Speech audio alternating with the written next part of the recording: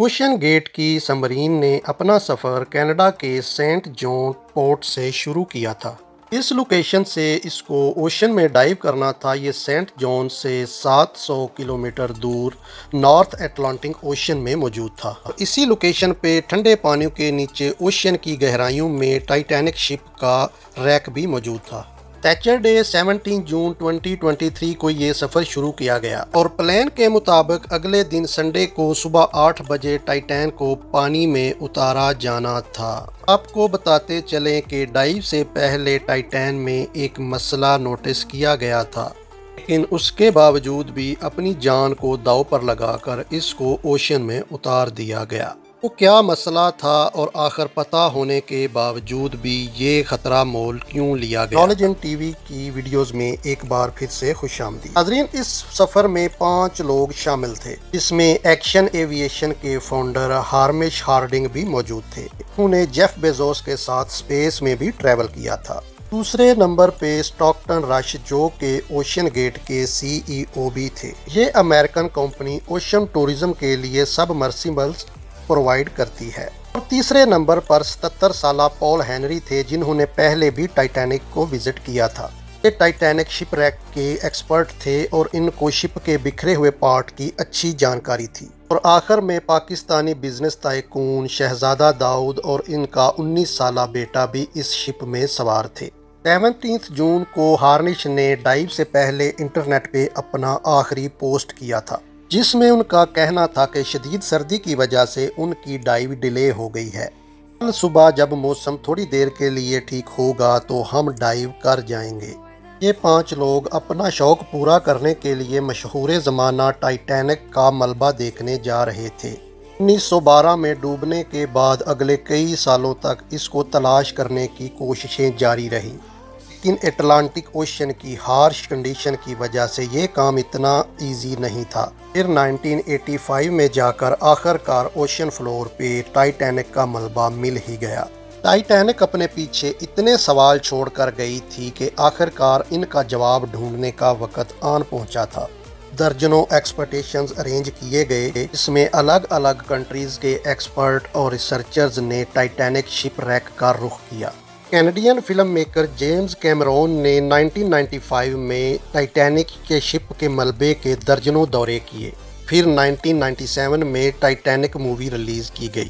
ہی صحیح کسر Titanic movie کی کامیابی نے پوری کر دی۔ اس مووی نے اتنی دھوم مچائی کہ اب کروڑوں لوگوں کا اس ٹائٹینک شپ کے ملبے کو جا کر دیکھنے کا خواب بن گیا۔ یعنی کہ اب یہ کام صرف ریسرچ کی حد تک ہی محدود نہیں رہا، بلکہ لوگ ٹورزم کے طور پر بھی شپ کے ملبے تک جانا شروع ہو گئے۔ کہا جاتا ہے کہ اوشین کی گہرائی میں جانا اسپیس میں جانے سے کہیں زیادہ مشکل ہے۔ سب سے بڑی پریشانی ہے پانی کا پریشر۔ ٹائٹینک شپ ریک سطح سمندر سے 4000 میٹر یعنی 4 کلومیٹر گہرائی میں ہے۔ اگر اس گہرائی کو امیجن کرنا ہو تو برج خلیفہ کو دیکھ لیں اور سمجھ لیں کہ 5 ٹائم برج خلیفہ کھڑے کیے جائیں تو سمندر اتنی گہرائی میں شپ کا ریک پڑا ہے۔ اس گہرائی میں پانی کا پریشر 5800 PSI ہوتا ہے۔ یہ اتنا ہی پریشر ہوگا کہ انسان کے پورے جسم پر نہیں، بلکہ ایک اسکوائر انچ کے حصے پر ایک ہاتھی کو کھڑا کر دیا جائے۔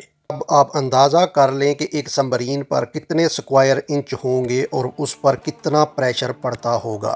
18 جون 2023 کو دوپہر 12 بجے سبمرین کا سفر شروع ہوا۔ نارملی ٹائٹینک تک پہنچنے میں 2 گھنٹے لگتے ہیں، لیکن 1 گھنٹا اور 45 منٹ کے بعد اوپر جو مدر شپ پولر پرنس انتظار کر رہی تھی، اس کے ساتھ سبمرین کا رابطہ کٹ گیا۔ مطلب اگر 2 گھنٹے میں شپ کے پاس پہنچنا تھا تو 1 گھنٹا 45 منٹ میں سبمرین ٹائٹینک شپ کے بہت قریب پہنچ چکی ہوگی۔ اتنی گہرائی میں سورج کی روشنی پہنچنا انتہائی ناممکن ہے اور اتنی گہرائی میں ہر وقت انتہائی اندھیرا ہوتا ہے۔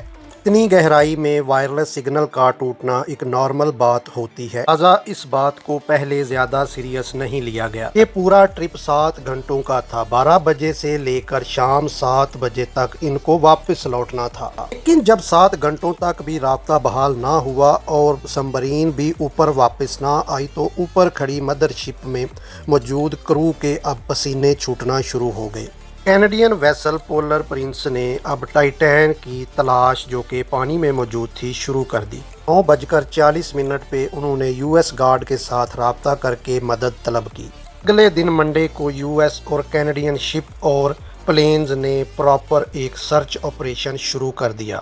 انہوں نے صرف سطح سمندر پر ہی نہیں بلکہ پانی کے اندر بھی سونار سکیننگ سے تلاش جاری رکھی۔ اس علاقے میں جو کمرشل ویسل تھیں ان کو بھی آرڈر دے دیے گئے کہ وہ بھی اپنی آنکھیں چاروں طرف کھلی رکھیں۔ اگلے 2 دنوں تک یہ تلاش پراپر جاری رہی لیکن پھر بھی ٹائٹین کا کہیں کچھ اتا پتہ نہ چلا۔ لیکن پھر ایک امید کی کرن نظر آئی۔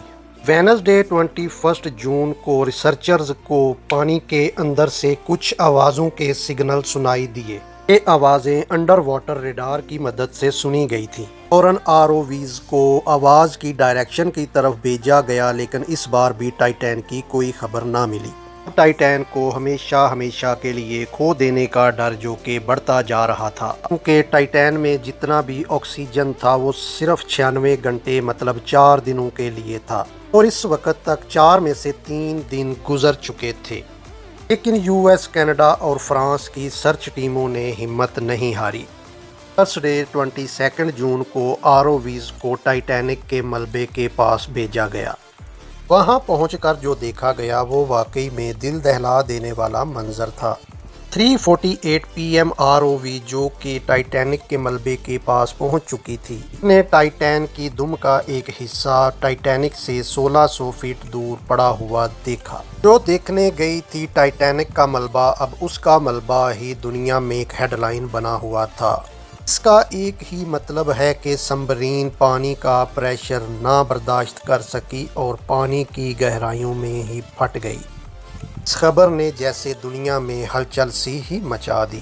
اوشین گیٹ کی سیفٹی پر کئی سوال کھڑے کیے جانے لگے۔ اوشین گیٹ کے CEO اسٹاکٹن رش جو کہ خود اس حادثے میں اپنی جان گنوا بیٹھے ہیں، انہوں نے 2021 میں کہا تھا کہ انہوں نے ٹائٹین کو بنانے میں کچھ اصول اور رول توڑے ہیں۔ انہوں نے کہا تھا کہ ٹائٹین کو انہوں نے اسٹیل سے نہیں بلکہ ایویشن گریڈ کاربن فائبر سے بنایا ہے، اور وہ اس انڈسٹری میں کچھ نئی انوویشنز کرنا چاہتے تھے۔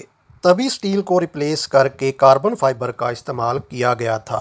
ٹائٹین کو ڈائیو سے پہلے 5000 سے 10,000 PSI پر ٹیسٹ کیا گیا تھا، جس ٹیسٹ میں وہ پاس ہو گئی تھی۔ ایکسپرٹس کا ماننا ہے کہ اوشین کے اندر سبمرین پر ہزاروں قسم کی طاقتوں کا اثر پڑتا ہے، جس میں نہ صرف پریشر بلکہ پانی کا بہاؤ بھی ہوتا ہے جو کہ لہروں کی وجہ سے پیدا ہوتا ہے۔ اس کے علاوہ یہ بھی ہو سکتا ہے کوئی بھاری پتھر یا اندھیرے کی وجہ سے کوئی سمندری مخلوق جو کہ سبمرین سے ٹکرائی ہو۔ کچھ بھی ہو لیکن ٹائٹین کی تباہی کا ایک مسئلہ اس کا فائبر کا حل تھا، لیکن دوسری وجہ اس میں پہلے سے موجود کریکس بھی تھے۔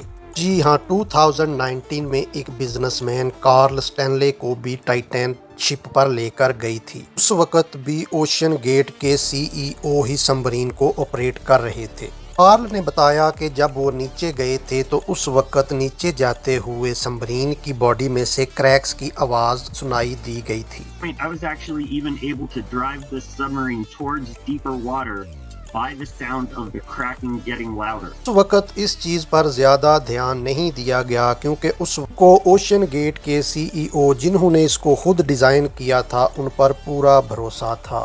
اس حادثے کے بعد انہوں نے CNN کو اپنے انٹرویو میں بتایا کہ شاید وہ آواز اس بات کی وارننگ تھی کہ ٹائٹین کی باڈی پانی کے پریشر کو برداشت نہیں کر پا رہی۔ اگر یہ بات سچ ہے تو اس بات میں کوئی شک نہیں کہ ٹائٹین کی باڈی میں کریکس پڑنا پہلے سے شروع ہو چکے تھے۔ 2018 میں اوشین گیٹ کے ایک ایگزیکٹو نے کاربن فائبر کے خلاف ایک آواز اٹھائی تھی۔ انہوں نے کہا تھا کہ یہ مسئلہ سبمرین کے پھٹنے سے چند ملی سیکنڈ پہلے پتہ چلے گا۔